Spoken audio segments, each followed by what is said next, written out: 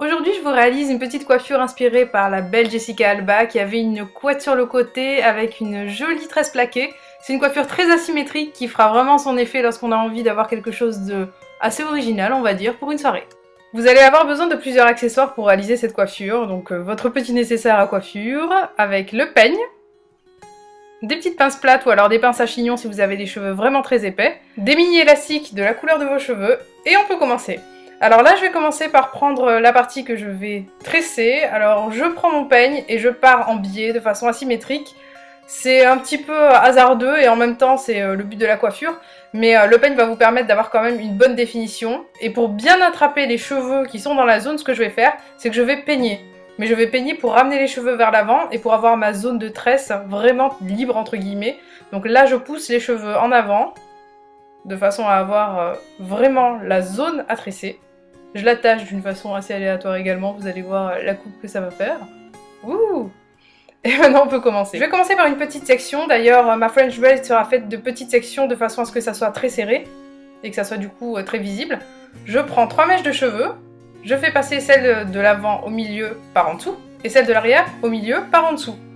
Lorsque vous avez les cheveux fins, faites comme ceci et vous allez voir que vous allez avoir plus de volume. Alors la partie de devant va avoir un ajout, donc j'apporte une partie du cheveu. Je prends une partie de l'arrière que j'apporte à la mèche qui va passer au milieu, par-dessous, et je fais pareil devant. Alors, un petit ajout de mèche qui va au milieu par en dessous, et un petit ajout de mèche à l'arrière, qui va venir par en dessous également. Et je continue.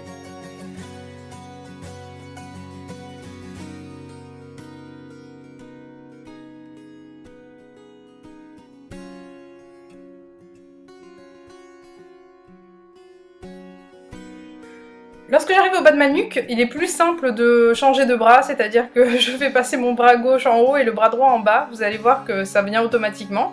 Et je continue en fait l'opération qui est exactement la même. J'ajoute toujours une mèche lorsque j'arrive à l'extérieur. Je passe par en dessous et je mets la mèche au milieu. Je prends un ajout à l'extérieur et je place la mèche au milieu. Et je continue jusqu'à la fin.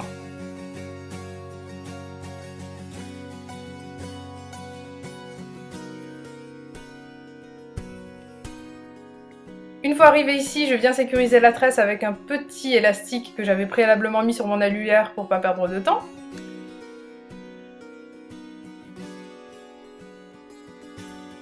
Et pour le coup, je peux lâcher la partie que j'avais attachée.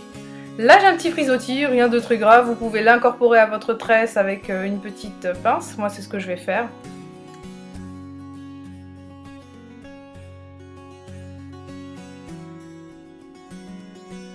Maintenant, je vais prendre mon peigne et je vais peigner mes cheveux vers l'arrière de façon à ce qu'on ait l'impression que la tresse et la couette passent sur le côté et que ça soit très harmonieux.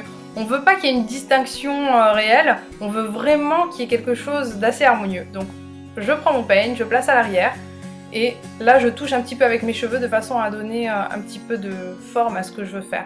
Pour apporter plus de douceur au mouvement qu'un peigne classique, je prends mon teasing comb, qui est mon peigne à crêper que j'aime énormément, et je viens simplement le passer par-dessus mes cheveux. Et j'aime énormément me servir de ce peigne, je le dis, je le redis, je l'ai acheté sur Beauty Bay et je vous le présenterai prochainement. Je prends l'ensemble de mes cheveux en passant mes doigts et je vais simplement attacher le tout. Donc la petite tresse que j'ai faite plus l'ensemble de la couette. Et on a ceci. Je regarde bien dans mon miroir pour sélectionner la longue mèche qui a le moins de petits dégradés, de façon à ce que lorsque je l'enroule, ça soit harmonieux et qu'il n'y ait pas de petites mèches qui sortent, ou du moins pas trop. Et cette mèche, je vais l'enrouler par-dessus le petit élastique, de façon à ce qu'il ne soit plus visible. Et c'est la petite finition à l'américaine en fait, que j'applique énormément parce que je trouve que c'est très joli, très classieux et très harmonieux en même temps lorsqu'on fait une petite couette. Je prends une petite pince plate, je trouve que c'est plus simple lorsqu'on a les cheveux fins de prendre une pince plate, et je viens le placer juste en dessous, de façon à ce qu'elle ne soit pas visible, et de façon à ce que ça tienne parfaitement l'ensemble de notre petite enroulade.